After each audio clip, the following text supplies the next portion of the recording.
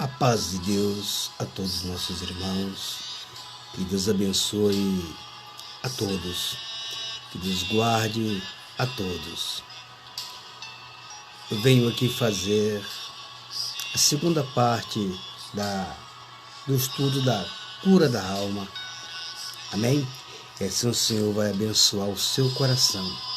E nós juntos vamos aprendendo cada dia se conhecer por dentro. Nós precisamos se conhecer por dentro. Amém? E assim Deus abençoe a cada um. Vamos em nome do Senhor Jesus. O Senhor vai nos abençoar. Eu preciso de cura na minha alma. Você precisa de cura na sua alma. Nós precisamos da misericórdia de Deus, da restauração do Espírito Santo na nossa vida. Amém? Vamos lá. Eu fiz da primeira parte, parei entregando 2 versículos, que foi em 2 Coríntios 11, no versículo 3, e ao 2 Coríntios 4, no versículo 4. É onde eu parei e aonde terminei falando sobre a distorção da verdade de Deus. Porque o Deus deste século, o Deus destes séculos cegou-lhes o entendimento. A mente é sua e você tem autoridade sobre ela. Você determina que tipo de pensamento e imagens serão abrigadas nela. Não posso impedir que os pássaros voem sobre minha cabeça, mas posso impedir que façam ninho sobre ela.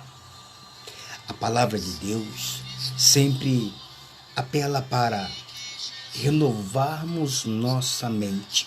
Em Romanos 12, no versículo 2, e em Filipenses 4, no versículo 8. Sempre leia os versículos.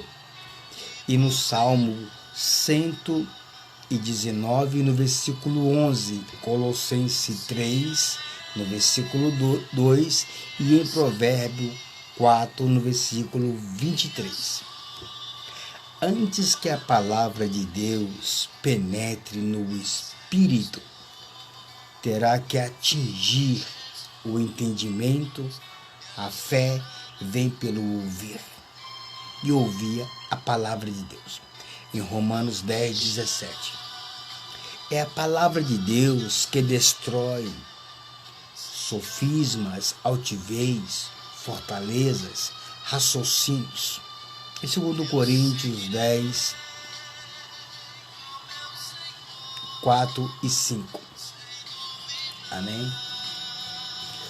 O alvo de Satanás é levar o homem, ou a humanidade, o homem ou a mulher, à passividade mental. Mente vazia, oficina do diabo. Os demônios gostariam de possuir todos os homens e mulheres ou humanidade. Para isso, trabalham na pessoa até que a mente fique passiva, o que resultará também em uma vontade passiva. É assim que acontece a possessão. Glórias a Deus. Glórias a Deus. Seja bem-vindo, Danilo, que Deus abençoe você e a tua casa. Este é um dos alvos da nova era, movimento do anticristo. As técnicas de relaxamento e meditação visam levar o homem a um estado de passividade mental, estado alfa. Perde o estado de vigilância. Alguns sintomas de passividade mental, marca aí: pensamento repentinos, paradas repentinas, imaginação descontroladas, falta de concentração, divagação, esquecimento, fantasias, insônias, pensamento prisioneiro de certos padrões, até no jeito de se vestir. Glória ao nome do Senhor. E na mente que estão arquivadas todas as nossas lembranças, boas e ruins. Arquivo morto. É na mente que estão alojadas as maiores fortalezas, complexo. É na mente que atua vários tipos de espíritos. Alguns tipos de espírito que operam na mente: orgulho, incredulidade, rebelião, amargura. Glória ao nome do Senhor. Crítica, a lista é grande.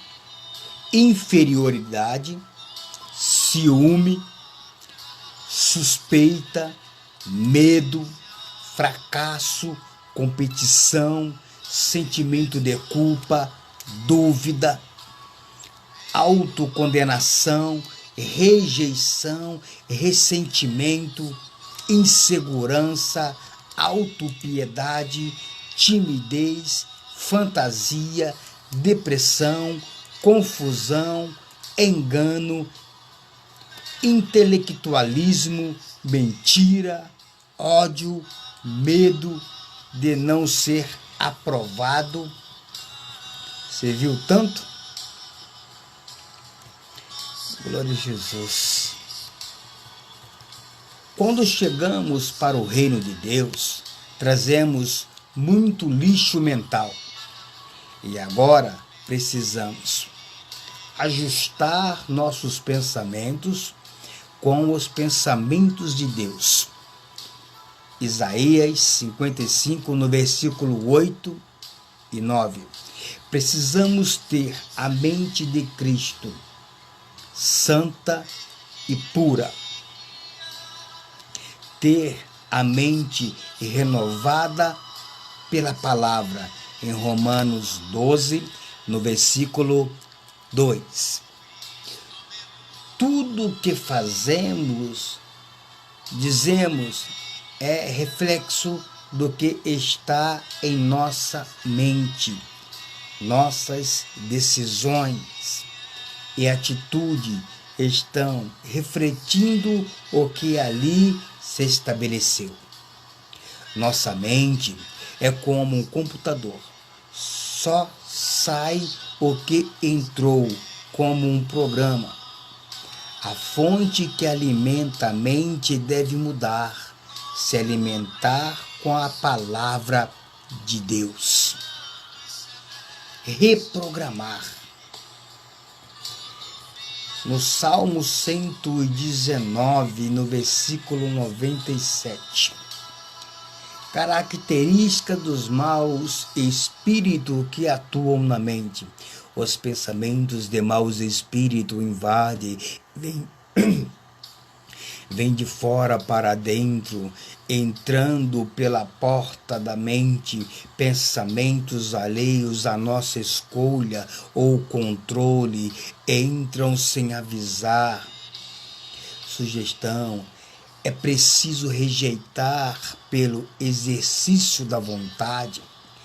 Os espíritos demoníacos forçam, empurram, coagem o ser humano a agir imediatamente algo repentino, como atire-se pela janela porque não joga seu carro contra o outro, é os exemplos que suscita na mente.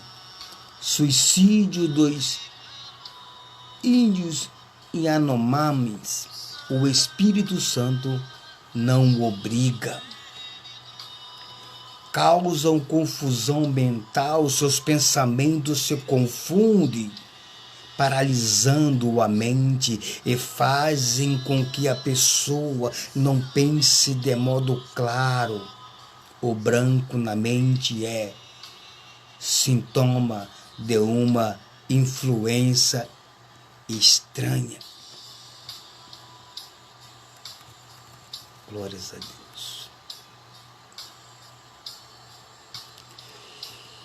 Tudo isso tem objetivo controle da mente, passividade da mente. A estratégia de Satanás para dominar o homem, para que ele exerça esse domínio, precisa de uma mente passiva que se habitue a não raciocinar. A passividade leva as pessoas facilmente ao engano. Engano, convicção errada acerca de qualquer coisa sem que se tenha consciência do erro, sintomas de passividade mental, quando existe inatividade, uma ação se faz necessária e não consegue. Quando existe ação descontrolada, não consigo pensar, não consigo lembrar, não consigo me concentrar. Há uma incapacidade de domínio da situação. Satanás usa vários meios para dominar a mente das pessoas: televisão, videogames, filmes de terror, música, rock, filmagem, relaxamento e assim por diante, experimental, populares, assim vai.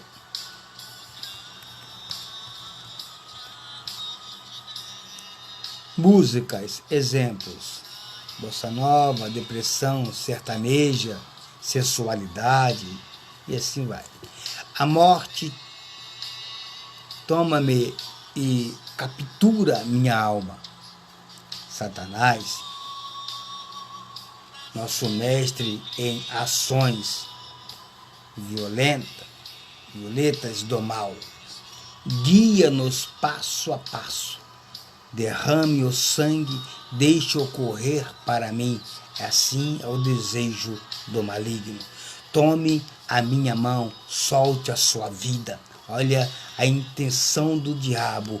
Você derramou o sangue, eu tenho a sua vida. Glória ao nome do Senhor. Eu sou o espreitador noturno. Durmo durante o dia, tudo em silêncio, enquanto penetro no seu quarto. Não há nada que se possa fazer. Em 1985, na Califórnia, 14 pessoas foram assassinadas e sodomizadas após a influência da música.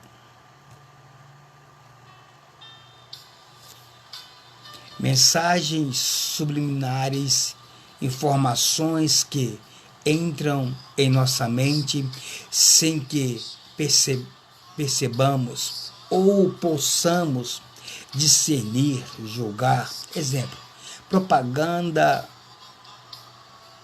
de metrô, cinema. Devemos voltar para Jesus e só permitir que Ele ocupe o espaço em nossa vida, em nossa mente. Em Filipenses 4, no versículo 7 e no versículo 8. Vontade, instrumento para tomar decisões,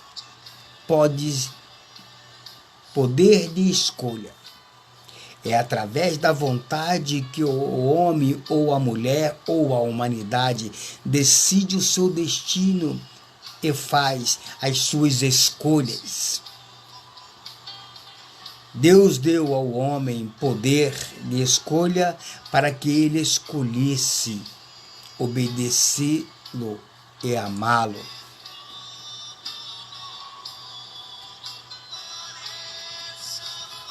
A palavra de Deus sempre apela para a vontade do homem.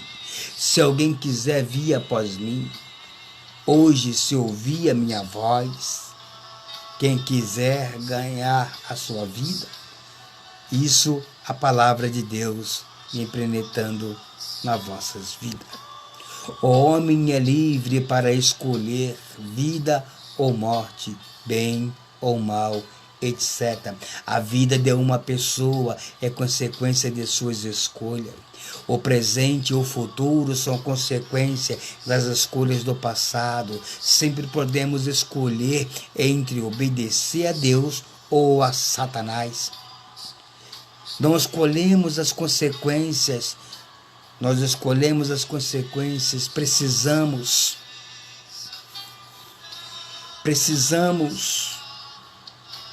aprender a fazer boas escolhas. Glória ao nome do Senhor.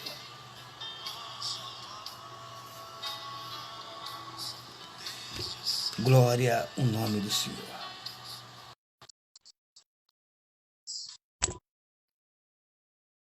Glórias a Deus. Tomar decisões corretas, precisamos conhecer a vontade de Deus. Ao perder a comunhão com Deus, o homem ou a mulher ou a humanidade ficou sem a base correta na qual pudesse tomar decisões. A única base que tinha era ele mesmo, sem seus próprios pensamentos e sentimentos. Bendito seja Deus. Seus próprios pensamentos e sentimentos. O ser humano passou a conhecer o bem e o mal, mas não tinha base para decidir. Amém, amém, Angélica. Que Deus abençoe você e tua casa.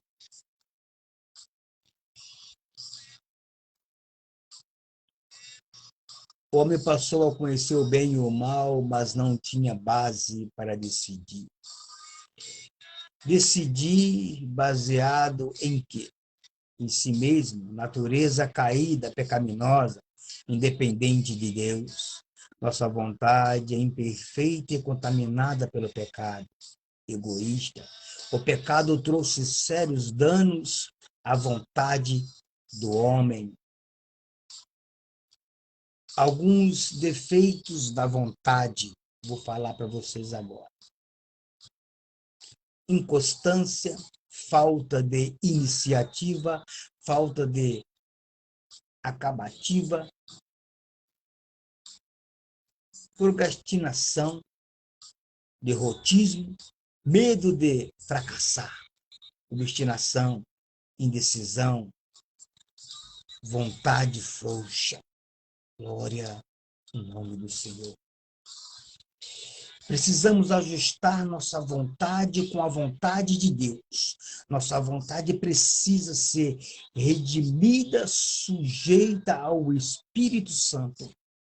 Jesus sempre agradou o Pai, porque nunca fez sua própria vontade, mas sim a vontade do Pai, em João 8:29.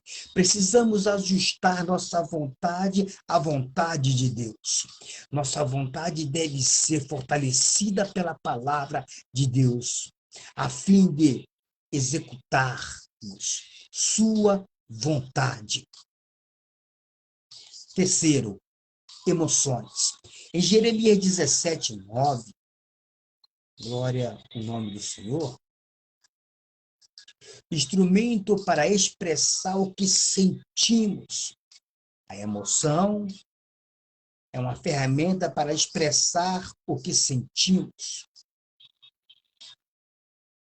que é o instrumento para expressar o que sentimos. Por meio das emoções, expressamos amor, ódio, tristeza, alegria e etc. Elas podem ser agradáveis ou desagradáveis. O povo brasileiro é, por índole, um povo emotivo.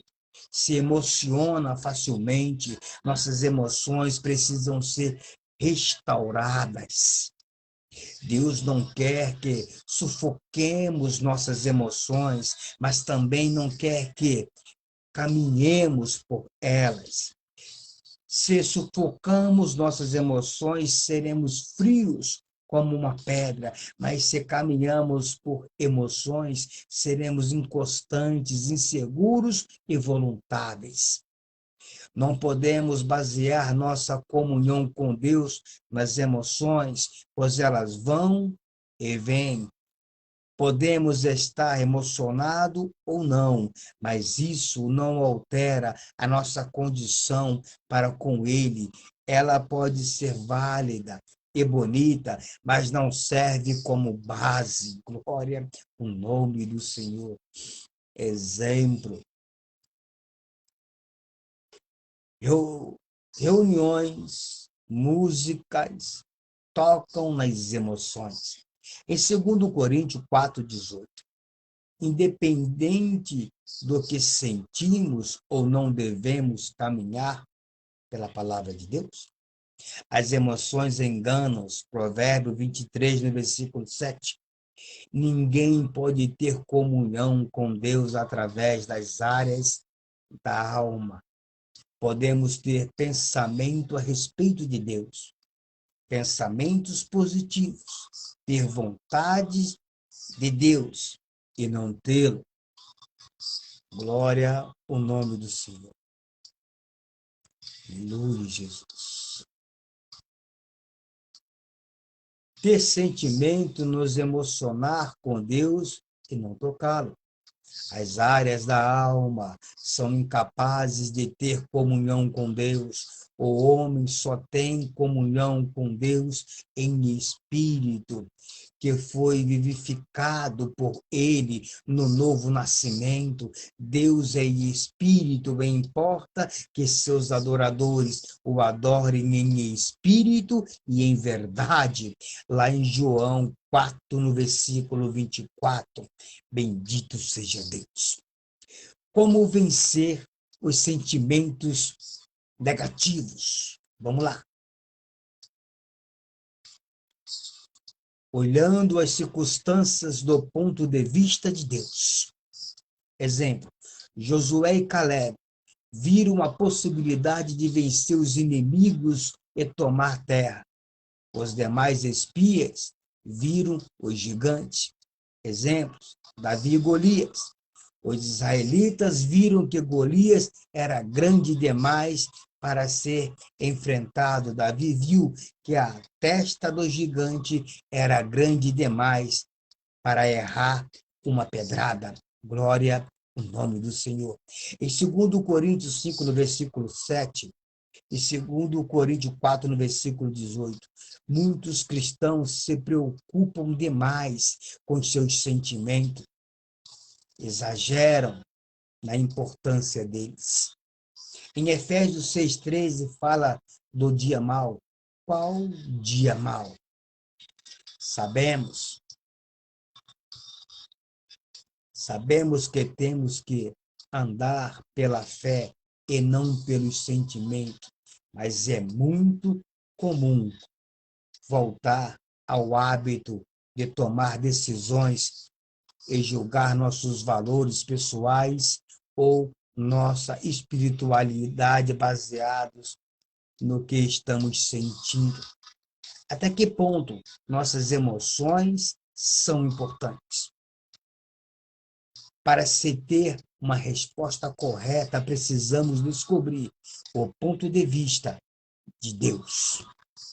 Creio que Deus se preocupa com nossos sentimentos, mas muito mais com nossas ações, pensamentos e palavras.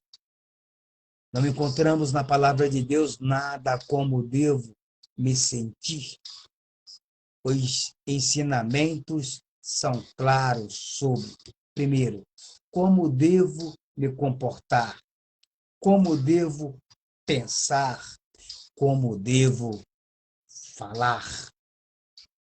Glória a Deus. A razão disso é que Deus sabe que de nada adiantaria ordenar como o homem deve se sentir, já que ele nos criou incapazes de obedecer esse tipo de ordem. Não há como decidirmos como vamos nos sentir. Há certas coisas que podemos decidir com a ajuda de Deus. O que fazer, o que pensar e o que dizer. Deus nos dotou com capacidade de usar nossa vontade para fazer nossas escolhas, mas não existe escolha ou decisão que possa produzir as emoções que gostaríamos de sentir. Glórias a Deus.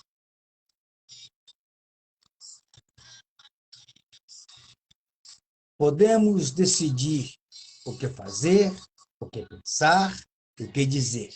Os sentimentos são controlados ou são consequências dos nossos pensamentos ou palavras que dirigimos a nós mesmos. Mas à frente vou abordar esse assunto. Amém? Por desígnio de Deus, nossos sentimentos, emoções são reações involuntárias aos pensamentos que ocupam a nossa mente e as palavras que nós afloram aos lábios, principalmente as que dirigimos a nós mesmos. O controle das emoções depende diretamente do controle de nossos pensamentos e palavras. Bendito o nome do Senhor.